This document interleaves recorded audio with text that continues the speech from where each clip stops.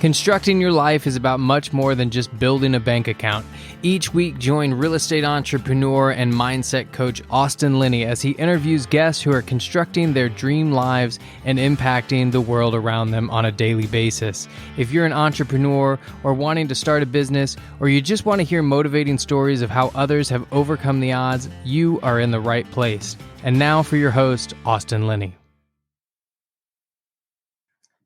Guys, welcome back to Construct Your Life. This is Austin Linney here. And before we get started, I want to thank our sponsor, thedreamchasers.com, for sponsoring the podcast. But I have the pleasure, the honor of having who I deem as one of the best CEOs in the entire country.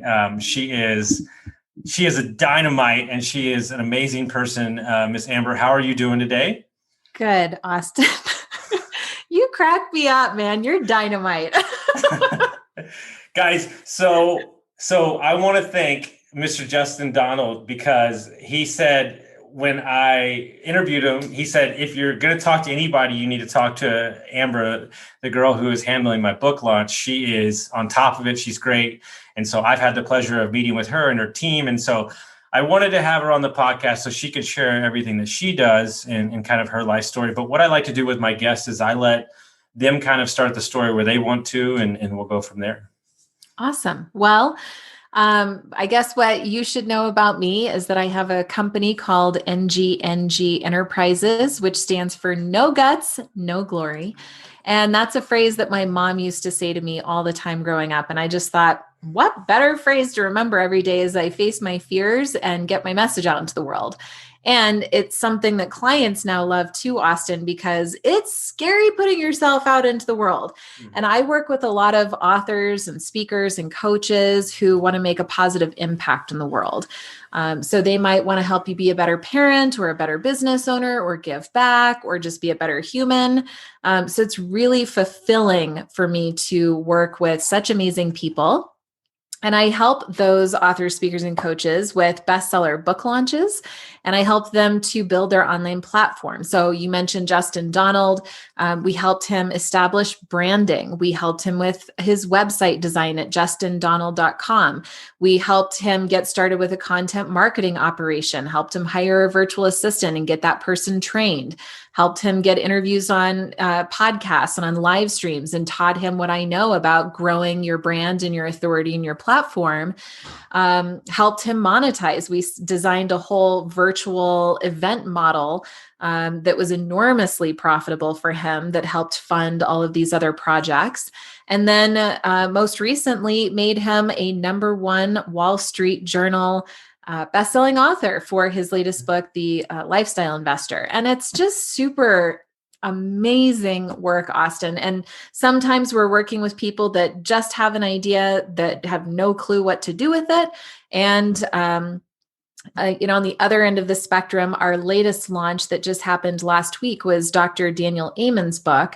And, he's globally known in the mental health space, and he's a 12-time New York Times bestselling author. So we work with all sorts of interesting people. The team's amazing. The work is amazing. Like, I'm grateful. It's good to be here. No, it's great. And what I find interesting, more importantly, because I read one of your other launches, which is to this day, the best titled book of the planet, is The Ministry of Common Sense. Yeah, it's an amazing book. But what's not talked about enough is the people behind the people. And in essence, that's you, right? And so that's me. Before we get into kind of what you do and everything, could you just tell the audience, maybe some other books that people would know that they've read that they don't know that you've had a hand in launching, just so they can see the scope? Well, we're just getting ready to launch The Common Path to Uncommon Success, which is a book by Lee Dumas. A lot of people know Entrepreneurs on Fire.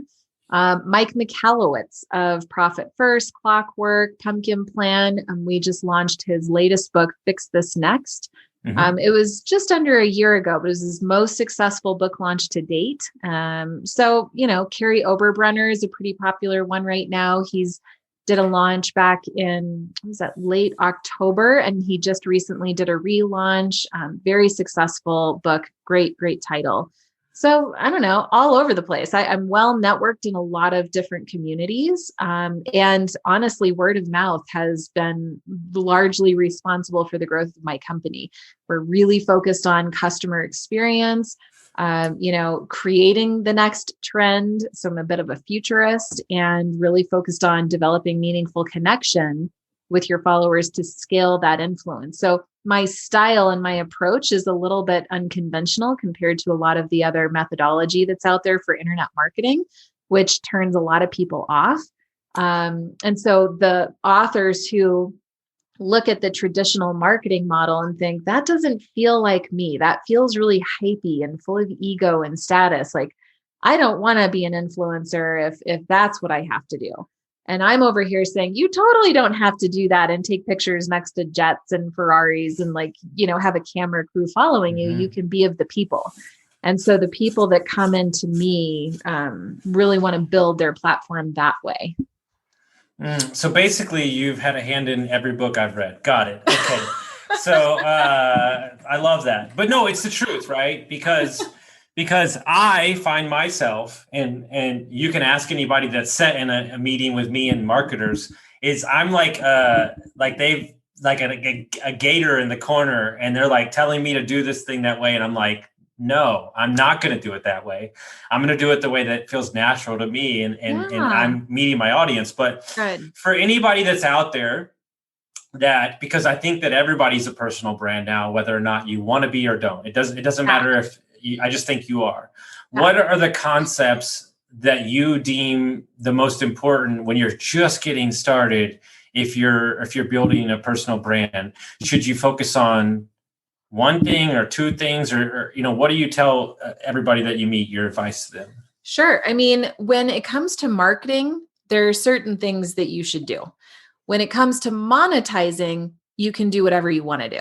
So that's where you have a blank canvas and you want to do things that give you joy and fulfillment, right? Mm-hmm. So if you want to do coaching, great, do coaching. If you want to do a high-end mastermind, do that. If you want to do a program or a bunch of courses, do that. There's no wrong path. You just have to focus on what is most meaningful for you. But when it comes to marketing, Austin, it's different because we want to meet people where they are. And I look at YouTube as an example. Mm-hmm. The vast majority of people prefer video to any other medium out there right now. And so oftentimes what we're seeing, Google was the number one search engine in the world. Well, now YouTube is taking over because people have a question, they go to YouTube, they want to know the answer to that, whatever that question is. Therefore, you'd be kind of crazy not to get into video. And if you're one of those people that's like, but I don't like myself on video, or I'm scared, or I need to lose weight first, or change my hair color, or, lose the last 10 years of my life because I'm getting wrinkles. What we have to do is help you overcome those obstacles so that you're meeting people where they are. If you realize that video isn't about you and your weight and your wrinkles or anything else, it's about the person that needs the answer to the question. You have that answer inside. So it's your job to create video that answers your audience's questions. So be thinking, what does my audience need the most from me right now? And just start creating video content, short little 3 to 5 minute clips that can go on YouTube, even if you do it once a week. The key to success in internet marketing is that you have to be consistent. You can't just get all fired up one day and record a batch of videos and then hear that's crickets for the next 3 weeks. Like, you have to train yourself to be consistent. So I would say video is going to be a really important thing for you. Getting interviewed on other people's podcasts is always a great way to get started. I mean, at the very beginning, Austin, you're sort of like testing out your messaging and positioning, right? Like, we don't really know what's going to happen out of your desire to serve people or to make an impact or to make money. So you have to be nimble. You have to be flexible and open to possibility. You have to let go of any sort of rigidity about needing a certain plan or for things to go a certain way. If you open up your heart, you give value to anybody that will listen, and you're just naturally, genuinely yourself, and you're showing up in areas of the online world where the people are, like YouTube and on podcasts or in Clubhouse, it's going to naturally start to grow. You'll start getting asked to be on other people's shows, or you'll start getting asked, well, hey, do you do coaching by any chance? Or can you help me with this program? And it really will start to grow organically. No, I love that. And I think that you have to tell yourself every time that it's not about you. And I have to tell myself that totally every time not I click record. Yeah, it's not about me. We're just having a conversation. If anybody gets value from this, it's great. And why you're seeing that, because I want to hear the bad side of it, just so people maybe save them from spending money that they shouldn't. What are the things that people are doing that like get you frustrated, that you're like, stop doing that, like the trend or whatever they're jumping off the next thing? Yeah. I call it shiny object marketing, whatever. Mm-hmm. I think people jump into paid advertising way too fast. And it's just a waste of money. Usually a lot of people are losing a lot of money in paid advertising. Mm-hmm. I mean, I even have friends that know how to do paid advertising that have racked up $100,000 in debt on paid advertising. That is not okay. That's not okay. I would also say, and that even means buying followers, right? Because you don't really know the followers that you're buying, and it's usually air, right? It's not people that are your people. They're not necessarily aligned with your values, that need your message, that engage with you and feel transformation just by engaging you, right? Mm-hmm. Mm-hmm. I'm telling you, Austin, it's not about the number. It's not about the size of your following. It's about the quality of your following, right? So that's something that is a hot button for me. No, I feel like, yeah. Go ahead. No, it's just Seth Godin and Aubrey Marcus were talking. And he said, you only need 20 people. You only need 20 clients. He said, that's it. You can live a great life. And everybody thinks that nobody's allowed to grow organically anymore. We gotta come out the gate. The first podcast has to have 10,000 listeners. And it's like, I almost love the joy of like somebody finding it on episode 160. And then like, as my marketing guy that's building my website would say, then they go back and binge every episode because they like it. And then that's funny. Like when I see the numbers, when let's say episode 1 or 6 start getting listened to again a year later, that's when I know it's going good. Mm-hmm. Yeah. I mean, it's just so messed up what's happening online right now. I mean, it really isn't about the number. If you go to my Instagram following, I have 1,700 people on Instagram. Mm-hmm. By all standards and rules and whatever you hear, that is a joke. It's a joke of a pathetic number. Mm-hmm. But you know what? I had a very profitable 7-figure year last year. I am doing just fine. For me, it's not about the number. It's about the people. Those are humans engaging in my content. I have a responsibility to those people, right? It's not just a number. And if you start shifting your thinking to really understand it that way, you will be successful. You'll be fulfilled, most importantly, and people are going to get value of you. And then word of mouth will start to spread and other people are going to start referring you. And it just starts to absolutely grow organically, as we spoke about. So I want to ask you there, because if you look at the caliber of author that you're, speaker, author, whatever you want to say it, obviously those people probably hang around in the same circles. Yeah. They probably do business in the same business circles or do business together. So I would say that that's probably where, don't you believe that 90% of your business comes from, is them saying, hey, she crushed it. And so many people, what I'm getting from my mentors especially, is that so many people are talking instead of executing and letting the details and results of executing be your true marketing, instead of like saying I'm going to do all these things and saying, no, this is what I actually done. And you have proof right there in the pudding for your clients it doesn't get any better than that. You have to be a show me, don't tell me kind of person, right? Mm-hmm. Like, I'm not going to talk a big game. I don't really believe in that. Enough people are out there talking up a storm. That's fine. I'm a show me person. And so, that's a really natural place for me, a natural element for me. Like even this morning, it's kind of funny. I was on like a final interview. I had spoken to this man's team. They loved me, but he's like, I don't know. I need to find her I need to talk to her myself. And I just had no need to prove myself. I was just silly. I was me. I was energetic. I was playful. I was creative. I didn't have a plan going into it. I just thought I'm just going to be me. And if it's not a fit, that's cool. And he said he just absolutely loved the call. Sure. Absolutely. He's like, this is one of the best calls I've ever had. I love your energy. Yep. I love what you said. You are so in alignment with where I want to go in my business. And he's at a really critical stage of his business right now. And I'm a show me person. I don't need to tell you how great I am. Just come into a call. And if it's a fit, great. And if it's not a fit, that's okay too, because there's plenty of business for everybody out there. You don't have to be so small-minded. So if you focus on the experience that you're providing for your followers, for your, Martin Lindstroms of the world, they will naturally start talking to you or talking about you to other people because they had a good experience of you. So just focus on elevating every experience and you'll be good to go.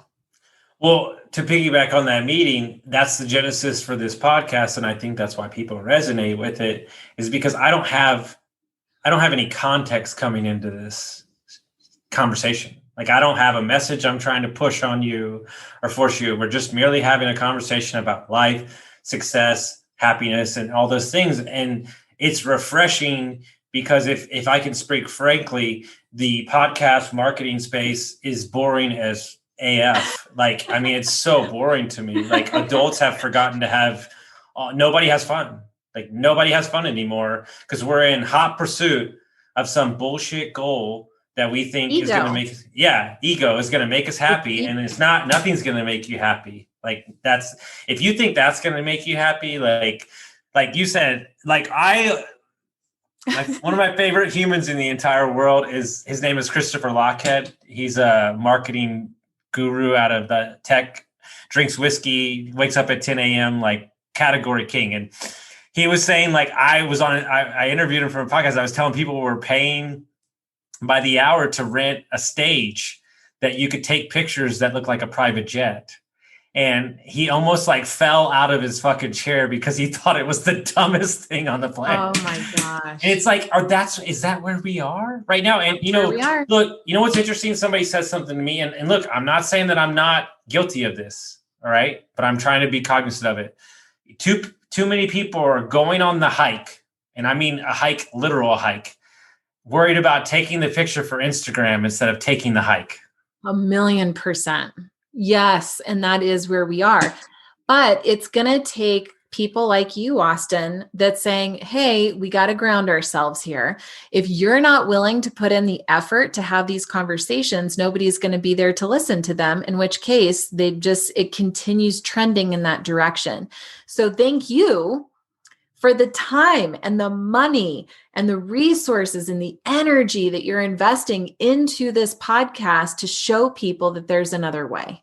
Like, seriously, man, kudos to you. Thank you. I appreciate that. It's a labor of love, and it's definitely it's definitely great. But these conversations like this is why I want to have it. But something I'm interested in asking you about that we have never talked about personally, like you're a mom and you run a business and you're all those things. Right. And all the things. And it's hard. And you're a very driven person. And you're also a very busy person. Like, and I know everybody wants to say they're busy these days. That's the key word. And so I try to refrain from saying that. From some book I read was like, stop saying you're busy. But how do you, to inspire others, just to give them a peek into your world, how do you keep it all together? Like, how do you show up constantly for your clients and then show up for your family as well, too? Well, I mean, people are really forgiving if they feel like they have your attention. Mm-hmm. So just be present, be like really attentive to the situation that's unfolding in front of you. Like right now on this podcast interview, literally nothing else matters. What matters is my connection with Austin, and I'm really enjoying the conversation. And what matters is I'm imagining the listeners on the other end. And I'm so grateful that you're listening to this. That matters to me. It's your time. It's a very precious resource that you have, and you're choosing us in this moment. And I'm grateful for that. And as soon as this conversation ends, I go to the next conversation where that's the thing that matters, that moment that's unfolding in front of me. And people feel the difference. Every single time they feel the difference. I know when somebody is just talking to hear themselves talk, and I know when they're talking because they genuinely want to make a connection with me. And that changes everything when I can feel that difference. So that really is a huge, piece of how I do it all, Austin, is I want people to feel that I'm really present with them when they get that time, because my calendar is extremely full. It's full. And it's full by design. I like being busy because that's when I feel like I'm operating to my fullest potential. When I clear out my calendar and I only have a call or two for the day, I get kind of depressed is what the feeling feels like. It's like I'm lazy, I'm sluggish, I don't have the same enthusiasm. I'm just like, I don't even recognize myself. But when I'm back to back to back all day, man, I am flying high like a kite. My energy is so big and so full, and I get to drive that into the person that I'm in front of, and they love it. So kind of part of it is just knowing how you can best utilize the energy that you naturally create within your own body. But the other thing is being really scheduled works for me. I wake up at about 5 a.m. every morning. Sometimes lately it's been a little earlier than that. I don't know why. But I usually wake up naturally before my alarm goes off, and I spring out of bed. I'm working out. I actually take my time getting ready because that's my time to really listen to music and my thinking time. And it's sacred time, y'all. Sacred time being alone in the morning, because that's my only chance for me all day, just me. Then it's like I've got my son, I get him out of bed and all the giggles and the laughing and playing and breakfast and taking him to school. And then it's work. And then I'm super focused and dedicated. I'm not taking time off to go hang out with friends at lunch because that's my work time. I have different dedicated time for friendships. And that's how I can keep all of the plates moving. And there are a lot of them, but I've also made the conscious choice to have a full life. That's when I'm feeling the most alive in my body and the most on purpose. What I call that time in the morning, because it's for me too, is putting on your armor for the day. Like you need that time. But something it's interesting about your schedule that somebody taught me, and I've stuck to it. I try to front load my schedule, and I try to get it in a groove. Like I'll be scheduled. Like yesterday I was on Zooms from 6 a.m. to 9 o'clock at night, like all day. Like I had like a break here and there. But the reason I do that is because I don't want to get to a day like a Thursday or Friday where I have like one call on my calendar. Like I'd rather have nothing or like one. I don't want like this offshoot of stuff. Like I'd rather just be in the groove and get the calls done. And that's something that's helped me along the way. So if that helps anybody, like especially somebody that runs multiple businesses, I've heard that they do like all Tuesday would be this business, and then all Wednesday would be that business, and try to keep it compartmentalized to kind of compartmentalized. That's the word. Got to learn how to do that. Be a master at that. No, for sure. And it can even be in the same day. It could be the morning and the afternoon and totally separate. So you've ran your own company for a long time. You have people underneath you. What would be your advice to anybody that's growing a company, a CEO, a leader of a company in the leadership kind of supporting role that can be so tricky for some people because they have a vision in their head?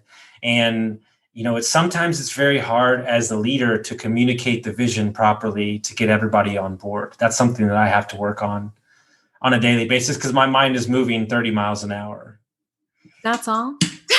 Well, it's actually, when I said that, I was like, that's way low. It's like 150. No, actually. I'm just messing around. No, your mind, I'm being playful because Austin thinks quickly. He acts quickly. He talks quickly. And so like 30 miles an hour, I'm like, bro, it's like 1,000 miles an hour. Let's come on. I'm working on it. Yeah. Yeah, I'm with you. Well, there are a few things that I've learned along the way, Austin.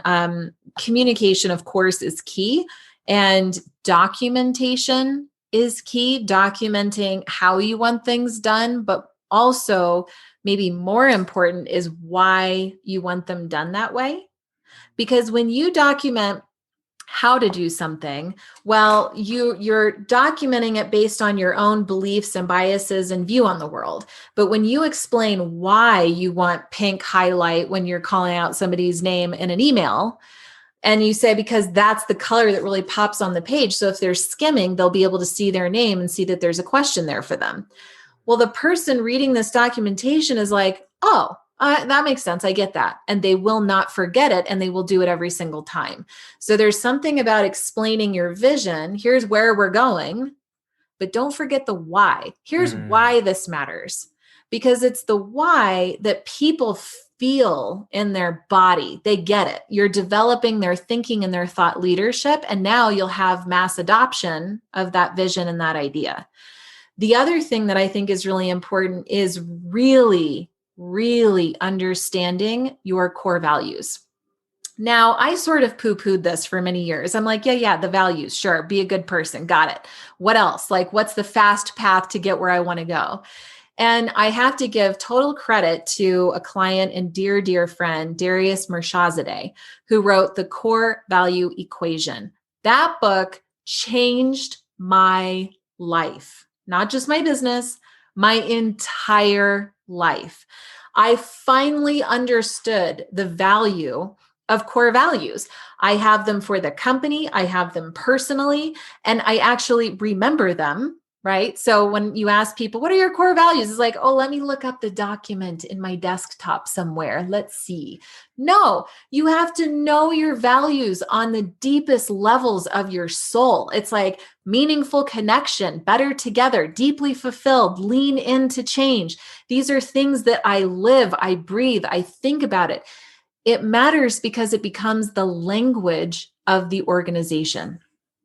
I love it when I'm on a call and I've got my team with me and they're talking to one of our clients about some strategy and they're using the words like better together, meaningful connection, lean into change, deeply fulfilled. It's so great because they have adopted this language that we all use, and it is the standard of which we operate. It's everything. It's how we make decisions are based on these core values. And it has allowed me to attract in such an amazing team of the most perfect humans that now they share the same values. They understand the language of the organization. I've developed their thought leadership. So now they can make decisions in the same way that I would have, or in a better way. And now we're better together, moving toward this vision. We're all rowing in the same direction. And you would not believe the efficiency, the productivity, the freedom that is possible. It can be a small team, just you and your assistant, and it can be a big team. But I think it really is going to come down to sharing your why and getting really crystal clear on those core values. Guys, if you just rewind that last 4 minutes, she just took you to a masterclass. We might have to put that on YouTube, just a masterclass. Good. Well, two things that you're indicating there. One, I think culture is not talked about enough in business and just in general, because that's kind of my specialty. The second thing is by having those core values set in stone and the dialogue being the same, you're detracting and pushing away the energy and the energy monsters and the bad people that understand that the gate is closed to them already. And what you're doing is those great people that work for you are going to attract the other great people that are going to stand with them, right? You are who the 5 people you hang around. And so then you just have an entire company moving at light speed because everybody's on the same page. And then we're not questioning when external forces or COVID happens or anything like that, because this is who we are. This is what we do. And we're just going to keep moving forward. And so it's almost like adding an extra motor behind a boat and everybody's pushing forward because you're all on the same page and you're not questioning, should I or shouldn't I? Because the values that we stand for, servicing our clients and our boss and so on and so on.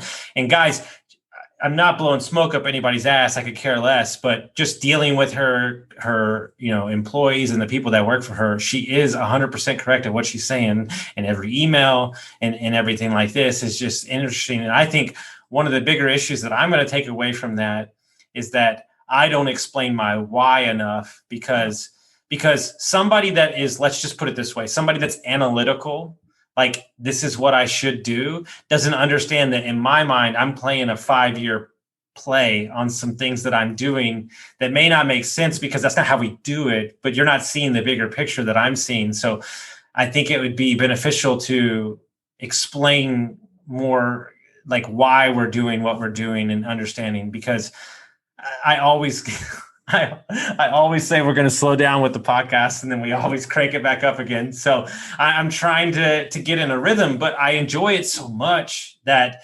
I'll see how this sits with you. We were in Sedona and I saw a video by Mel Roberts, and she said, and I've asked this question. Roberts or Robbins? Robbins, excuse me.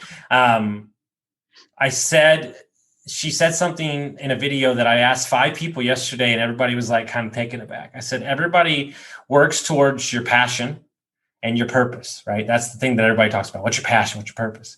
And she said, why don't you just move forward on what brings you energy? Like, what brings you energy? Like, and I ask people like, hey, what do you do every day that brings you energy? Well, I don't know. Well, then if you don't know that, then we got some work to do. Like these conversations give me energy and fill me up and keep me creative. And I think about them like 2 days later. And so I'm doing what gives me energy. So that's why I'm in such a good mood. That's why I'm smiling. And so when you get up on a day-to-day basis, like what gives you energy, like to keep that schedule churning out and on, like it's the people, it's the conversations. My schedule is as packed full as yours is, Austin. It's like from the minute I get into my office until the minute I have to pick up my son, I'm on the phone back to back. My team looks at my schedule and they think I'm crazy. And I think I might be, but this is where I get my energy. This is what makes me feel happy. This is where I'm fulfilled. This is where you want me sitting in the company. Yeah. You don't want me pushing paper. And, like yesterday, I just onboarded a new bookkeeper. So the bookkeeper needs access to my bank. The bookkeeper needs access to my credit cards. Then he wants me to pull the archive of statements for all of the business cards and the accounts and email them. I kid you not, Austin. I was so angry. I wanted to cry and I wanted to throw my computer out the window. And I thought, Amber, you are behaving completely irrationally. Calm down. But I was so upset and I just felt locked up. And I was just like, I don't want to do this. This is so dumb. I don't want to do this. So I have those moments too. But I'm better. I'm happier when I'm on the phone. So to you, Austin, if you're happy when you're doing your podcast, don't slow down. I would never tell you to slow down, but get people and systems in place that can help you to speed everything else up so that you can go at whatever speed you want to go. And now the rest of the business isn't falling apart because you're operating at a fast speed. Instead, you're developing your leadership and those systems to match your speed or to help you go even faster. That's the kind of team that you ultimately want to, or the kind of operation that you ultimately need and should have. You deserve it. I can't. No, and my team is amazing. I mean, I'm so lucky. Like, and I totally didn't mean your team. No, I get it. No, I get what you're saying. Like, I lucked out because, we had a producer that started, he had a baby and then he had to walk away and he had to teach my assistant from nothing and gave him videos and gave him everything. And we slowed down for like 3 weeks. And then I sent an email. I was like, are we ready to go again? Because I'm ready to go again. And like, I like having it out there because I like people to share their stories and I like it to be out there.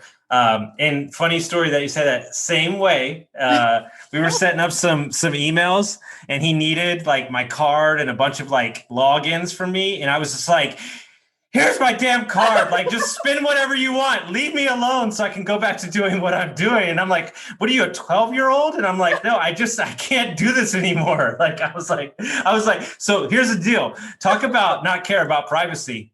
I give them my login for my emails, like everything. Totally. Just do whatever you want to do. I don't care. I know. Isn't it horrible? Oh my Yeah, God. it's like, just do it and don't tell me about it. I don't even care. Like, Jesus Christ. No, but I wanted to ask a question, and something I thought about in the beginning, and I wanted to save it for the end because I know you're busy. I'm full. There's a difference. Oh, you're full. Yeah, right. You're full. See, I need to get away from that. So I know you've probably read these books that you put out. You've read their material, their content. You have conversations with them. You had all these things with all these high performing people that have written amazing books that I've read. Clockwork, all those things. If you had to pick one or two things that kind of runs through the middle of all of them, one statement or one thing that you see like runs, because look, this is what I realize. I coach people from all over the United States, like Canada, around, they're all in different businesses, healthcare, real estate, entrepreneurship. And yet on Monday, I seem to use the same analogy for every coaching call, or the same. We're talking about the same thing. Their moms, their dads, they're different, but everybody seems to be dealing with the same thing. So I would imagine you've seen a common trait of kind of how to live your life, I guess you would say, to kind of frame it in a context. Because what I deem about books now is like, I guess maybe I've read so many books that I maybe don't take everything from the book, but there's always one chapter or one like saying that like kind of piques my interest. And I'm like, oh, that's something to think on for a while. I'm asking for selfish reasons because we're writing the book, but yeah. Wow, that's a really good question. I mean, the people that I work with in general have consciousness in common. Like they really are trying to make the world a better place, regardless of whatever their topic is. Like Dr. Daniel Amen, he's saying if we improve your brain health, that will improve the world. And Mark Victor Hansen is saying if we teach our kids how to read, that's how the world will be a better place. Or Mike Michalowicz might say, if you profit first, then all of a sudden, you won't be as stressed and you'll experience more freedom and then you can operate a better business, right? But when you look at like what's at the foundation of all of it, it's some sort of consciousness of like getting us to evolve beyond some sort of stale practice or methodology or belief that the world isn't even aware of yet. And everybody's kind of doing it in their own way. So I would say consciousness, kindness, fulfillment, creativity. I work with a lot of people that are wanting to reimagine boundaries. That's a pretty popular keyword phrase right now. And to throw myself into the mix, I mean, the message that I most want to get out to humanity is pointing us back to creating meaningful connection with one another. And to create meaningful connection with the person in front of you means that you have to be clear on who you are and really showing up in a way that you would be proud to be, which don't even gloss over that fact, okay? Because that's not easy to show up in a way that we would be proud of ourselves, right? Like if you're the one that overeats in the potato chips, or you don't work out, or whatever happens in your quiet moments when nobody else is watching, that's the stuff that you're usually not proud of. So how can you overcome that and make different choices to be a person that you're proud to be? Because when you're proud of who you are, you're open. And otherwise you can be kind of closed, right? Because I'm trying to protect myself. I don't feel good. I don't feel confident. And so I'm closed. I've got my armor on, right? But when we're really proud, we're open. We're open to the moment. And when you're open and the person in front of you can get them to open up, that is where the connection happens. And it's so awesome, that feeling when you're like, dang, she's cool. I just love that girl. She just makes me come alive. That feels amazing, right? Don't you want everybody to have that experience of you? Right? So that's a message that I'm trying to get out, is like, how can we open up, connect with other people, and get away from this ego stuff and the status stuff and the numbers stuff and the money stuff, but like, really getting back to that connection. I wish that for humanity. It's too good of a feeling to just gloss over. You're 100% right, because I think there's a systematic problem in America that is driving me crazy, is that we're so strife and who we believe somebody to be, that they're not allowed to change at all. Because if they were allowed to change and we can't see them differently and they get better, let's say they get better, right? From an alcoholic to somebody that's not an alcoholic anymore, your friends and family might see you as that person. And because you're getting better, it makes them look at themselves in the mirror like they're getting better. And that's when people freak out and lash out. And so we have to give everybody some grace, and we have to like back up.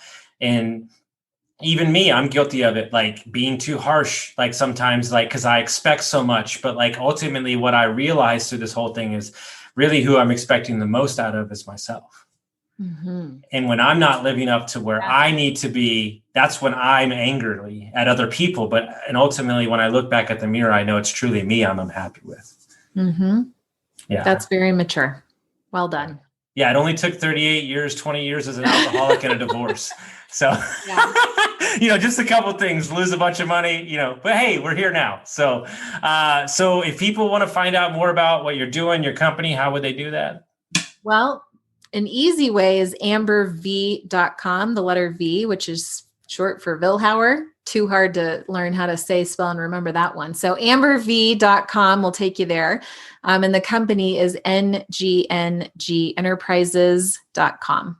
So that's really the agency where you can learn about book launches and web design and marketing and all the cool things that we're doing. And Amber V is more of, author speaker stuff. And guys, mark my words. Mark my words. This woman will have books written about her.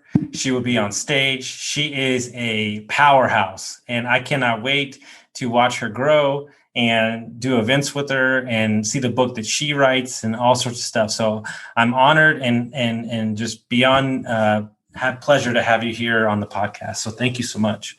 Dude, that means the world to me. I was just taking that right in. So thank you. It's really an honor right back at you, Austin. It's my pleasure. Guys, if you like this episode, make sure you send it out to your friends, and we'll see you next time.